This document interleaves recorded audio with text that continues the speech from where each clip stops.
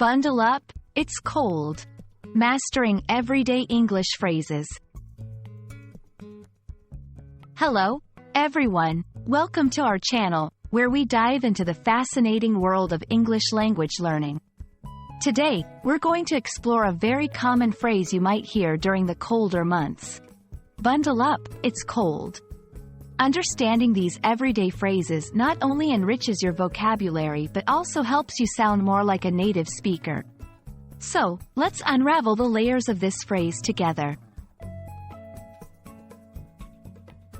To bundle up means to wear enough warm clothing to protect oneself against cold weather. It's a friendly advice or reminder that you should cover yourself well because the temperature outside is low.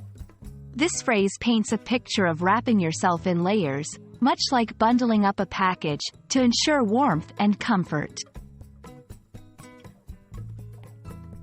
The phrase, bundle up, it's cold, is commonly used in informal settings, among friends, family, or colleagues. It reflects concern for the other person's comfort and well-being during cold weather. You're likely to hear this phrase in countries with cold climates, especially during winter or a cold snap. Using bundle up, it's cold, is quite straightforward. If you're stepping out with a friend on a chilly day, you might say, "Don't forget to bundle up, it's cold outside." It's also a phrase you can use over the phone or in a message to remind someone to dress warmly. Example sentences: I heard it's going to snow today. Make sure you bundle up before you go out. Mom always reminds us to bundle up, it's cold, whenever we're visiting our grandparents in the mountains. In some cultures, there's a strong emphasis on preventing illnesses related to cold weather, such as colds or the flu.